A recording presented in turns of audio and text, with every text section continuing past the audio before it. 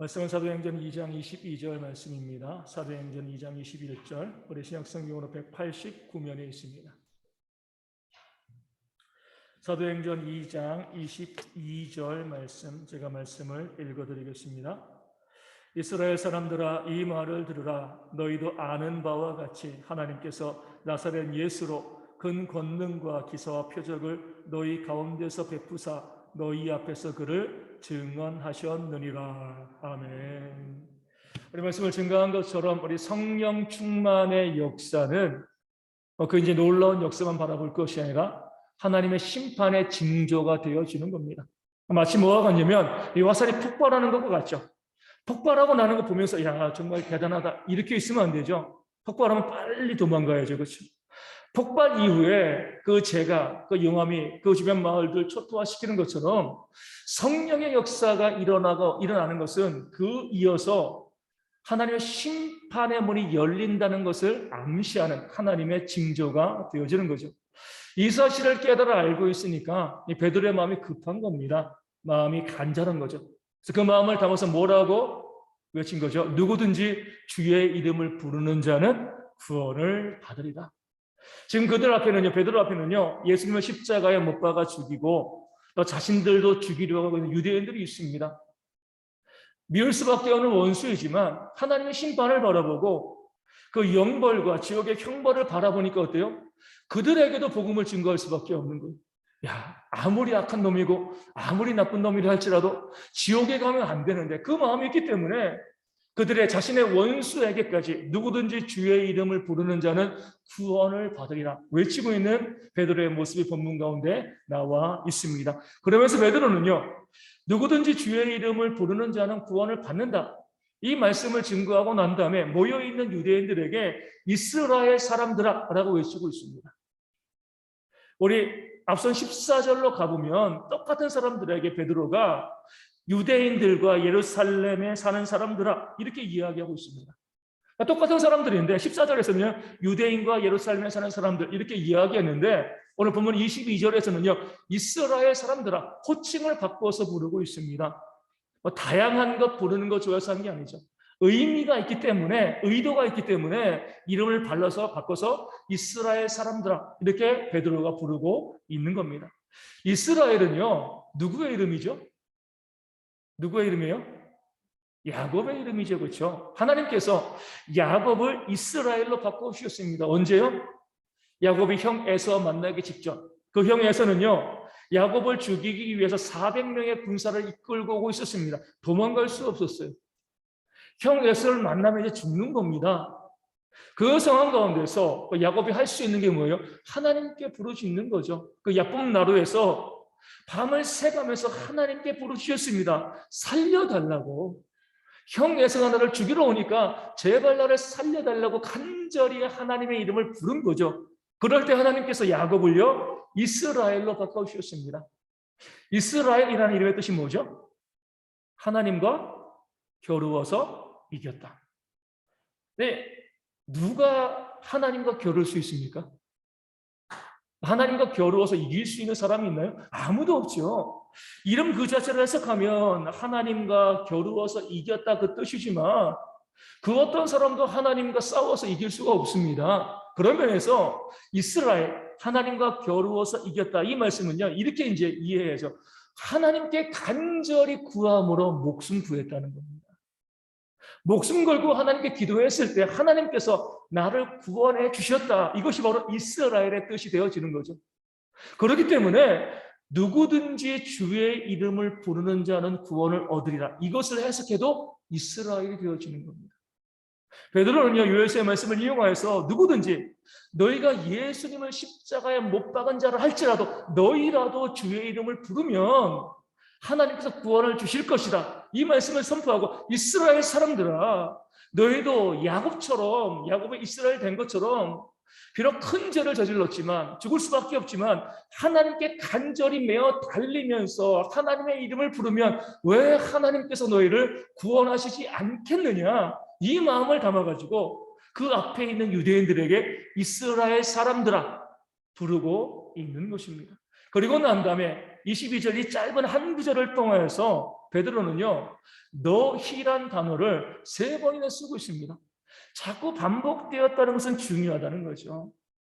가장 먼저 뭐라고 나와 있습니까? 너희도 아는 바와 같이. 너희가 알고 있지 않냐. 무엇을 알고 있어요? 그 뒤에 구절이죠. 하나님께서 나사렛 예수로 큰 권능과 기사와 표적을 너희 가운데 베푸셨다. 하나님께서 나사렛 예수로 너희 가운데 큰 권능과 기사와 표적을 베푸신 것을 너희가 알고 있지 않냐? 확인해 두고 있는 겁니다. 이 말씀이요, 듣는 유대인들에게 상당히 불편했습니다. 나사렛 예수가 큰 권능과 기사와 표적을 너희 가운데 행하신 것을 부정할 수는 없죠. 직접 봤으니까, 경험했으니까. 그럼에도 직접 봤음에도요, 나사렛 예수가 하나님의 능력을 행한 것이 그들에게는요, 정말 불편했습니다. 왜냐하면 나사렛 예수니까요. 지난번 말씀드린 것처럼 나사렛은요, 못 사는 동네, 아주 형편없는 그런 비천한 동네였습니다. 그 비천한 지역 출신의 사람이 하나님의 큰 권능을 행했다는 것이 그들에게는요, 너무나 받아들이기 힘든 겁니다. 나사렛에서 무슨 선한 것이 날 수 있냐? 나사렛 출신 중에서 좀 뛰어난 사람이 있겠느냐? 이것이 바로 그들의 인식이었거든요. 그렇기 때문에 나사렛 예수가 큰 권능과 기사와 표적을 행했다는 것, 그들이 눈으로 봤기 때문에 부정할 수는 없지만 그 사실을 다시 한번 끄집어내는 것 별로 기분 좋지 않았습니다. 게다가 베드로는요, 먼저 하나님께서라고 이야기합니다. 나사렛 예수가 큰 권능과 기사와 표적을 행했다. 이것만 해도 듣기 어려운데, 듣기 싫은데 주어를 하나님으로 바꾼 거죠. 하나님께서 행하신 것이 아니냐. 왜냐하면 그 어떤 사람도 사람의 능력으로 권능과 기사와 표적을 행할 수는 없습니다. 권능과 기사와 표적을 행했다는 것 자체가 하나님이 하신 거죠. 유대인들이 잘 알고 있는 구약 성경에 나와 있는 모든 위대한 일꾼들도요, 그들의 힘으로 권능과 기사와 표적을 행한 건 아닙니다. 다 하나님이 하셨다. 이것을 그들은 잘 알고 있었죠. 그런 면에서 나사렛 예수가 큰 권능과 기사와 표적을 행했다. 이것이 그들이 받아들이기 힘든 것은요, 하나님이 행하신 일이기 때문에 그렇습니다. 그들이 믿는 하나님께서 예수를 통해서, 왜 하필이면 예수를 통하여서 그런 권능과 기사와 표적을 행하셨는가? 너무나 싫은 겁니다. 더 큰 문제는 뭐예요? 너희 가운데 그것을 행하사 뭐라고 나와 있죠? 너희 앞에서 그를 증언하셨다. 다시금 너희를 이야기합니다. 너희가 아는 것처럼 너희 가운데서 권능을 행하시고 너희 앞에서 그를 증언하셨다. 하나님께서 큰 권능과 기사와 표적을 행하실 때는 반드시 목적이 있어요. 뭐예요? 구원입니다. 구원.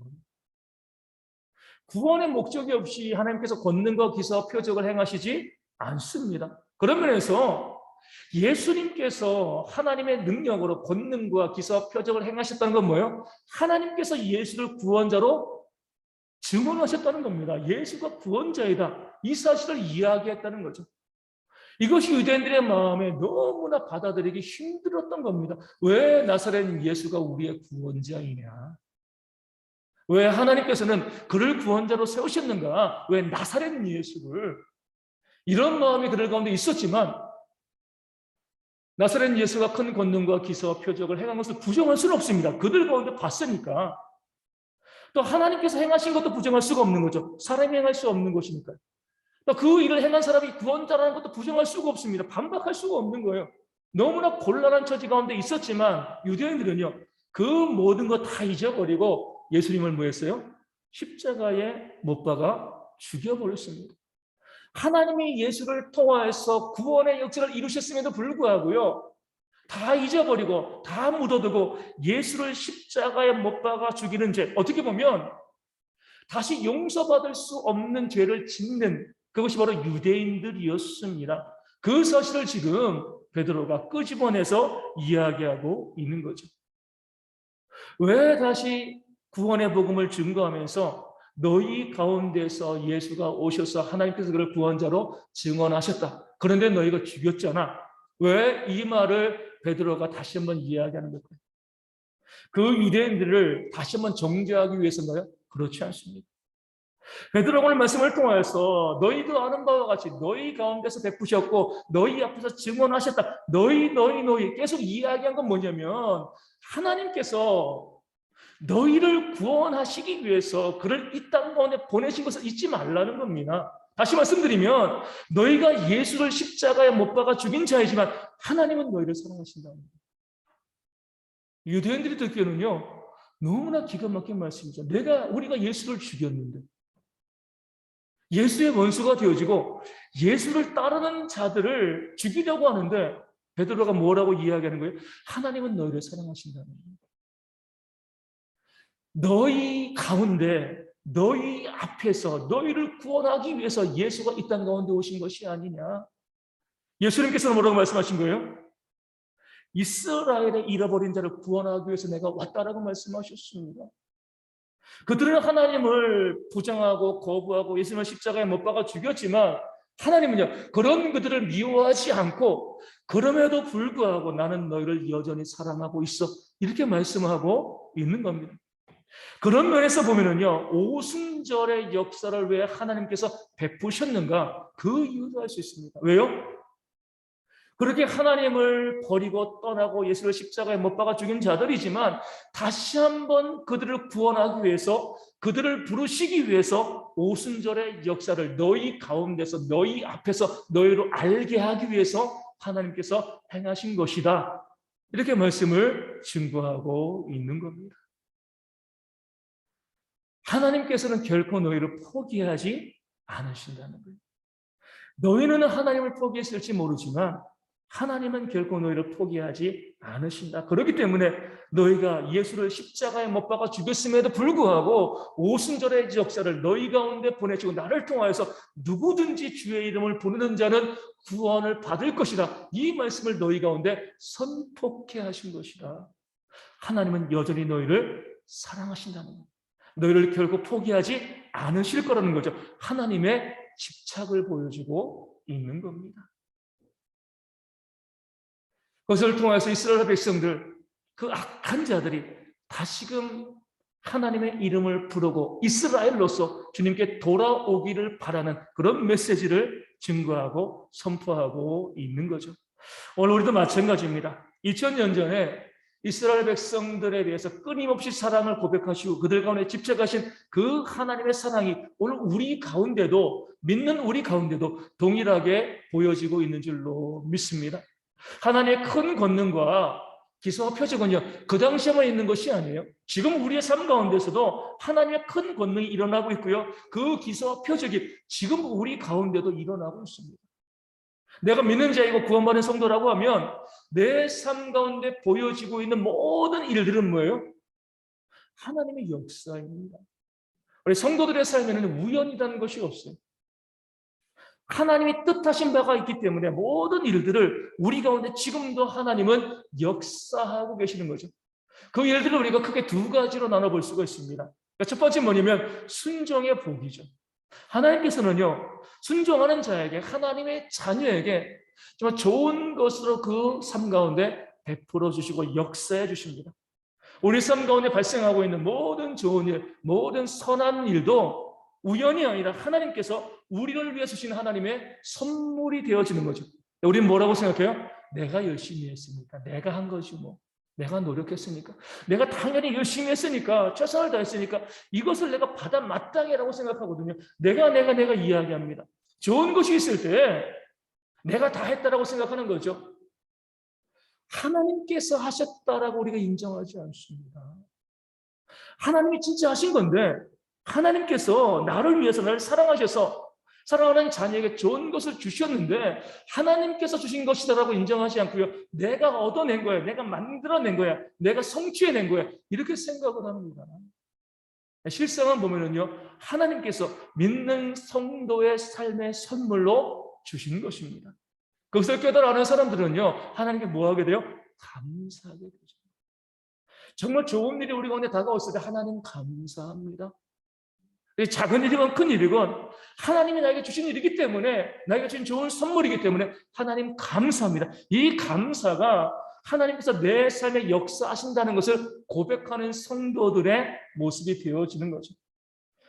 두 번째 하나님의 소리 가운데 우리 삶 가운데 역사하실 때 어떤 모습으로 역사하시냐면 불순종의 화로 역사하십니다.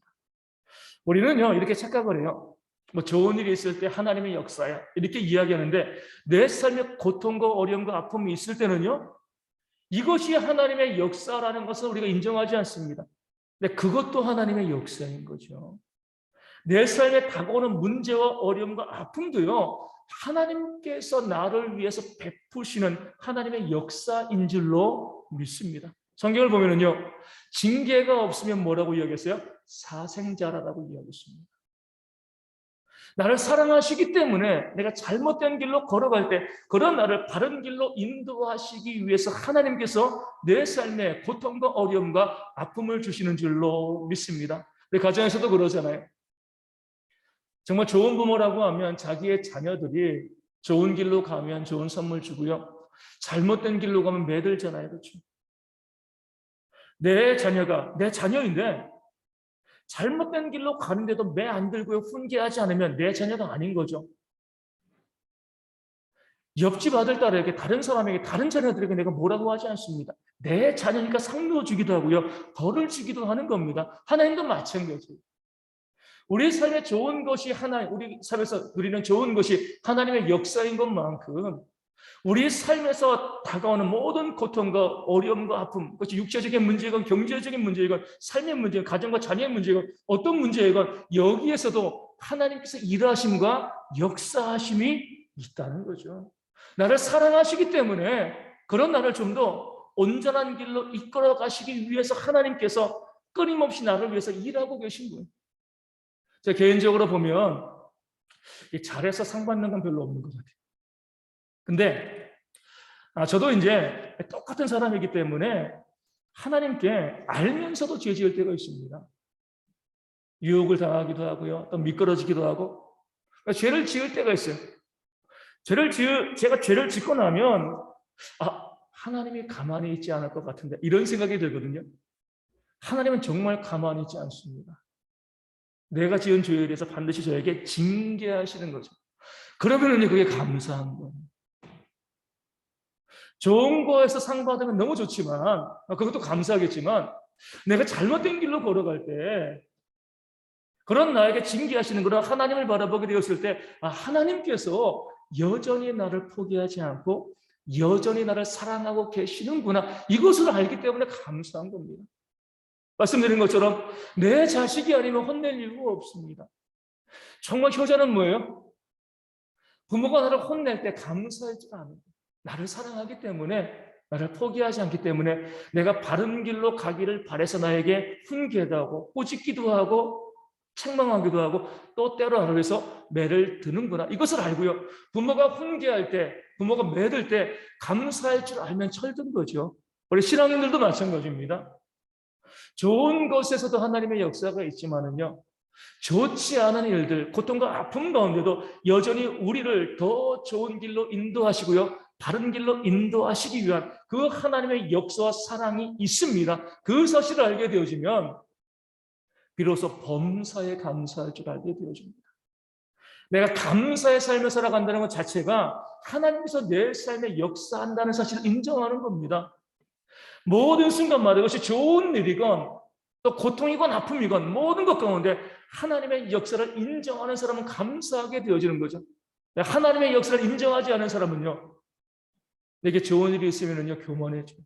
내가 한 거니까, 내 능력이니까.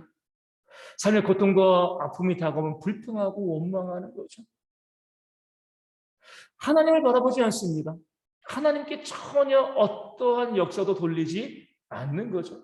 그런 모습들이 우리 가운데 얼마나 많이 있습니까? 2000년 전에 예수님께서 그들 가운데서, 그들 앞에서 그들로 알게 하셨음에도 불구하고 예수를 십자가에 못 박아 죽인 유대인들처럼 여전히 하나님께서는요, 오늘 우리 가운데서 일하시고 우리 앞에서 증언하시고요, 우리로 알게 하시는데도 우리 삶에 나타난 그 일들을 바라보면서 하나님의 역사하신다, 이 사실을 깨달아 알지 못하는 사람들이 우리 가운데 너무나 많이 있다는 거예요. 그렇기 때문에 말씀드린 것처럼 좋은 일이 있을 때는 교만해지는 거예요. 내 힘으로, 내 능력으로 한 거니까. 좋지 않은 일이 있을 때는 내가 원망하고 불평하는 거죠. 그렇게 하나님을 인정하지 않고 다 내가 이렇게 살아가는 모습이 우리 가운데 있습니다. 더 중요한 거는 그럼에도 불구하고 하나님은 우리를 포기하지 않으신다는 거죠. 삐져가지고 내가 다 해줬는데, 내가 좋은 거 해줬는데 나에게 감사하지 않아? 관계 끝. 너를 돌이키기 위해서 내가 이렇게 매를 들었는데 이것도 깨달아 알지 못하고 원망하고 불평해? 관계 끝. 이렇게 하지 않으신다는 거예요. 우리가 하나님의 그 역사와 사랑을, 일하심을 알지 못하고요, 부정한다 할지라도 오늘 말씀 가운데 나와 있는 것처럼 하나님께서는요 결코 우리를 포기하지 아니하신다는 것, 이거 바로 하나님의 올려한 사랑과 집착이 되어지는 줄로 믿습니다. 문제는요, 우리가 하나님의 사랑을 깨달아 알지 못하고 감사로 나아가지 못했을 때는요, 그 다음에 오는 건 다 고통이라는 거죠. 내 삶에 좋은 일이 있을 때 감사하지 못했습니다. 내 힘으로 한 건 줄 알고 내 자랑, 내 교만으로 세운 거죠. 그것을 깨달아 알게 하기 위해 하나님께서 우리 삶 가운데 아픔과 고통을 주십니다. 네가 한 게 아니야. 내가 바로 구원자이다. 이 사실을 알게 하기 위해서 우리 삶 가운데 아픔과 어려움을 주시는 거죠. 내 삶에 고통과 어려움이 있는데 거기서 하나님의 사랑을 깨달아 알지 못하고 계속 원망하고 불평하면은요, 하나님은요 더 큰 고통을 주시는 거죠. 항복하고 하나님께 나올 수 있도록 더 큰 아픔과 고통을 우리 가운데 주십니다. 그렇게 해서라도 우리를 끌어오고 하나님의 품으로 이끌고 가시는 그런 하나님의 사랑이 성경에 기록되어 있습니다. 더 안타까운 것은요, 그렇게 고통을 주셔가지고, 그 아픔을 주셔가지고, 어려움을 주셔가지고 우리를 하나님 품으로 이끌어오고자 하시는데도, 그럼에도 불구하고 거듭거듭 하나님을 인정하지 않고 자꾸 멀리 떠나가는 사람들이 우리 가운데, 이 땅에 그리스도 가운데 정말 많이 있습니다. 그럴 때 어떻게 하실까요? 이쯤 되어지면 좀 포기하시면 좋을 텐데, 하나님은 결코 우리를 포기하지 않으십니다. 끝까지 우리를 사랑하시고 우리 가운데 집착하시는 하나님이시기 때문에 그렇습니다. 우리가 하나님을 인정하고 하나님의 역사를 인정하고 돌아올 때까지 결코 포기하지 않는 것, 더 큰 고난을 쏟아붓는 것이 뭐예요? 하나님의 은혜와 사랑이 되어지는 줄로 믿습니다. 그렇기 때문에 하나님이 포기하지 않으니까 누가 포기해야 돼요? 내가 포기해야 내가. 그렇죠? 하나님에서 자꾸 멀어지려고 하는 그런 마음, 하나님 인정하지 않고요, 내 힘으로 내 능력으로 살아가고자 하는 이 모든 것을 내가 포기해야 돼요.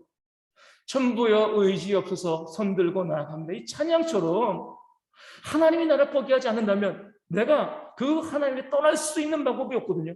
그렇기 때문에 하나님께 두 손 들고 항복하고 나아가서 결국 하나님 품에 안기는 것이 우리 성도들의 지혜가 되어져야 할 줄로 믿습니다. 그럴 때 우리가 하나님 품으로 돌아가고요, 그 부르심에 응답하여서 하나님 안에 들어가게 되었을 때 하나님께서는요, 우리를 위해서 준비해 두셨던 한량없는 은혜를 비로소 우리 모든 성도들의 삶에 부어주실 줄로 믿습니다. 이것을 탕자의 비유가 우리 오늘 말씀해주고 알려주고 있는 거예요. 그 탕자는 아버지를 떠났습니다. 아버지 없는 삶을 살아간 거죠. 근데 아버지는요, 그 탕자를 포기하지 않았어요. 늘 내 아들이 언젠가 돌아올 거야, 포기하지 않냐고요. 그 아들을 기다리고 있었던 거죠. 아버지 떠나가지고 제멋대로 살아가면서 모든 것은 다 잃고요, 완전히 거지가 돼서 그 아버지의 집으로 돌아오는데 아버지가 어떻게 하죠? 돌아오니까 그 아들을 반겨 끌어안고요, 입 맞추고요, 반지를 끼고 잔치를 벌이고 다시 그를 자신의 아들로 회복시켜 줍니다. 오늘 우리도 마찬가지입니다. 하나님의 사랑을 깨달아 알고요, 우리 가운데 역사하시는 그 권능과 기사와 표적을 바라보면서 늘 하나님 안에 머물러 있으면 하나님께서 우리 가운데 주시는 은혜와 복을 계속 누리게 되어집니다. 근데 우리가 그것을 깨달아 알지 못하고요, 자꾸 하나님께서 멀어지게 되어지면 결국 멀어질 수가 없는 거죠. 어떻게 해서라도 하나님 우리를 끌어당겨서 우리를 집착하시고 사랑하시기 때문에 하나님 품으로 우리를 이끌어 오십니다. 그럴 때 거시의 편으로 들어가게 되시면 그런 우리 가운데 미리 예배하시고 준비하신 놀라운 복과 은혜를 쏟아 부어주시는 것, 그러니까 우리 가운데 복 주시기 위해서, 우리 가운데 은혜 주시기 위해서 우리를 억지로 고통 중에 끌어오시는 그런 하나님의 역사를 바라볼 수 있는 지혜가 우리 가운데 있어야 할 줄로 믿습니다. 우리의 지혜가 좀 있어야죠. 많이 맞고 온다고 더 큰 복을 주는 건 아니에요. 적게 먹고 돌아와도요, 하나님은요 동일한 복과 은혜를 우리 가운데 내려 주십니다. 그렇다라고 하면 자꾸 멀어져 가지고 자꾸 멀리 있다가 더 많이 맞고 완전히 무너져서 하나님께 나올 이유가 어디 있습니까? 조금 우리를 치실 때에 그 징계가 약할 때 그때 깨달아 알고 주님 품으로 돌아와서 하나님의 은혜 가운데 거하는 그런 사랑이 저희 모두 가운데 있어야 할 줄로 믿습니다. 예전에 몇 번 말씀드린 것처럼 동천교회에 있던 제 친구, 우리 김동호라는 친구가 있습니다. 계속해서 우리 중학교, 고등학교 다닐 때 교회 1년에 한두 번 체육대회 할 때 와가지고 열심히 볼 차다가 그리고 이제 교회 안 나오고. 좀 이제 학교 다닐 때 요즘 말로 하면 일진이었죠, 일진. 그러다가 이제 고등학교 졸업하고 난 다음에 뭐 한 거예요? 나이트클럽 기도. 조폭의 세계로 들어갔습니다. 교회 안 나왔어요. 제가 군대 갔다 오니까, 제가 25살 됐죠? 24살? 군대 갔다 오니까 교회에서 열심히 교회 다니고 하나님 섬기고 있는 거예요. 어떻게 된 거냐? 이렇게 이야기하더라고요. 남산에 오토바이 타고 가다가 교통사고가 나가지고 뇌가 한쪽이 다 무너졌어요. 병원에서 신촌 세브란스 병원에서 가망이 없다 의사가 이제 포기하시라고 2번이나 이야기했는데 그 아버지가 아직 숨이 붙어 있으니까 그 아들을 포기하지 못합니다.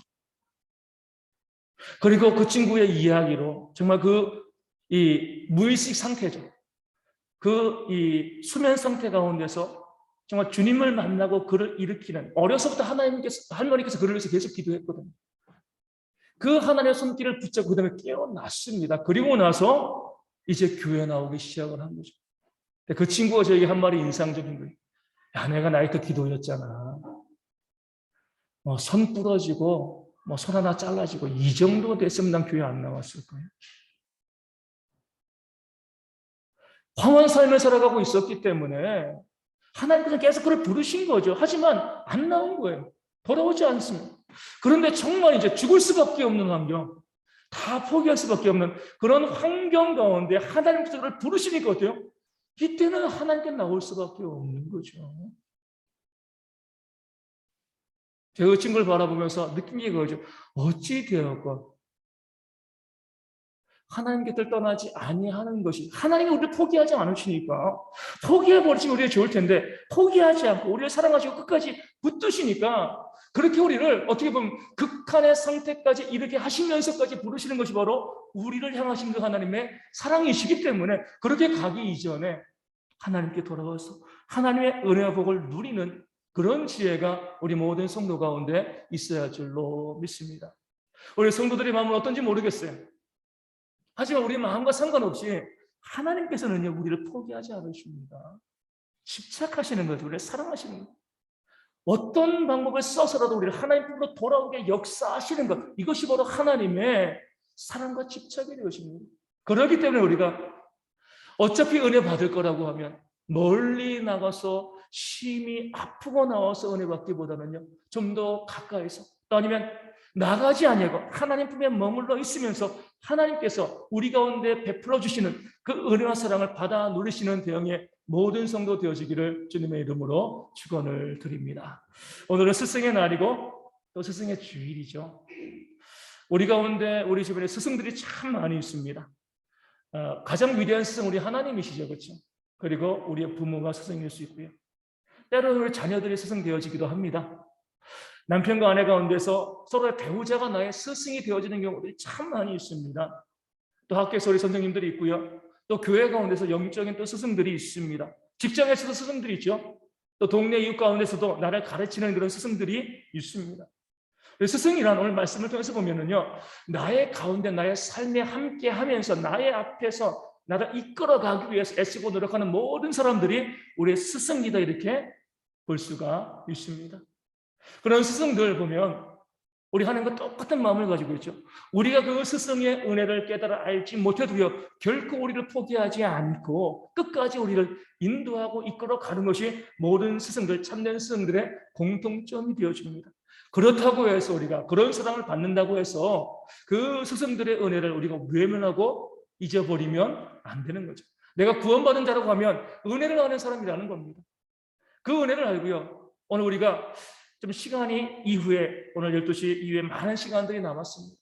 정말 나의 인생에서 내 삶에 정말 스승이 누군가, 그것이 남편이면 남편에게, 아내면 아내에게, 또 내 부모에게, 또 누구에게, 그 스승들에게 우리가 은혜를 아는 자로서 은혜를 갚아 나갈 수 있는 그런 모습들이 우리 모두 가운데 있어야 할 줄로 믿습니다. 오늘 아침에 한 기사를 봤어요. 미국에 있는 70세 넘은 네이선이라는 여자분이 있습니다. 그분이 작년 10월 달에 한국국제교류재단 여기에서부터 선물 하나 받았습니다. 안에 이제 그 당시 작년 10월 달에 미국의 코로나가 또 많이 번지고 있을 때 이 방역 용품이나 또 한국을 상징하는 많은 물품들을 또 넣어서 이 선물을 한국교류재단에서 이제 보내준 거죠. 왜 보내줬냐면 50년 전에 그분이 평화봉사단의 일원으로 이 땅 가운데 와서 이 춘천에 있는 춘천여고에서 2년간 아이들에게 영어를 가르치고 돌아간 그런 이제 경험이 있었기 때문에 그래요. 50년 전에 이 땅 가운데 와가지고 우리를 위해서 애써주신 것에 대해서 알고 감사하면서 선물을 한 500명 넘는 생존해 있는 분들에게 선물을 보내드린 거죠. 그분이 그것을 받고 너무나 감사해서 뉴욕타임즈에 또 이제 기사, 이제 글을 하나 올렸습니다. 이렇게 이야기한 거예요. 50년 전이잖아요. 그렇죠? 50년이면 제가 2살? 그때 이제 되었을 텐데 이 땅 가운데 와서 춘천에 갔을 때 좀 춥잖아요. 춘천 강원도. 가서 이제 아이들을 가르치는데 너무나 가난하니까 아이들이 여자아이들이 여고니까 여자아이들이 학교 오는데 정말 맨발로 그렇게 학교 와가지고 또 공부하는 아이들도 상당히 많이 있었다는 거예요. 그 가운데 아이를 열심히 가르치는 한 아이가 기생충에 감염돼가지고 병원도 못 가고 애들이 많이 아파하고 힘들어하니까 이 네이선 씨가 너무나 안타까워가지고 근처에 있는 미군 부대로 그 아이를 여고생을 데리고 가서 치료를 해준 거예요. 며칠 뒤에 그 치료받은 아이의 어머니가 네이선 씨를 찾아온 거죠. 21살 때였는데. 무엇을 가지고 왔냐면 달걀 몇 개. 다 가다 보니까 너무나 따뜻한 이제 금방 나는 거예요. 그렇죠? 깃털도 붙어 있는 거. 자기 딸에게 관심 가져지고 그 아이의 질병을 고쳐줬는데 너무나 감사한데 가난하니까 이 감사를 갚을 도리가 없는 거잖아요. 그러니까 집에서 기르고 있는 그 닭이 있는데 그 닭이 알을 낳으니까 그 몇 개를 걷어다가 그 21살의 젊은 백인 여자에게 감사의 마음을 담아서 그 선물을 준 거죠. 그것을 받는 순간 너무나 감동스러웠다는 거예요. 그분이 이렇게 이야기합니다. 50년 뒤에 우리가 한국을 보게 되었을 때 이 한국이 이처럼 성장한 이유가 무엇이냐? 그분은 이렇게 이야기하더라고요. 은혜를 알고 그 은혜를 갚을 줄 아는 보답하는 마음이 있는 민족이기 때문이다. 은혜를 모르는 사람들에게는요, 하나님의 역사가 일어나지 않습니다. 그 하나님의 은혜, 내 삶에 지금도 역사하시고 함께 하시는 그 은혜를 알고 그 은혜 가운데 우리가 하나님께 온전히 나가는 자에게 왜 하나님께서 선한 것, 좋은 것으로 채워주시지 않겠습니까? 그런 마음을 가지고 우리 모든 그리스도인들이 하나님께 은혜를 갚는 것과 동시에 또 스승의 날이니까 내 인생의 스승들 남은 시간 동안 전화라도 하시면서 감사하다고 또 고백하고 그 사람들의 은혜를 갚아나갈 수 있는 그런 지혜가 우리 모든 성도 가운데 있기를 주님의 이름으로 축원을 드립니다. 그런 삶을 살 때, 은혜의 삶을 살 때, 은혜를 갚아나가는 그런 삶을 살 때 또 그 풍성한 것으로 채우시는 하나님의 역사가 우리 모두 가운데 일어나게 되어질 줄로 믿습니다.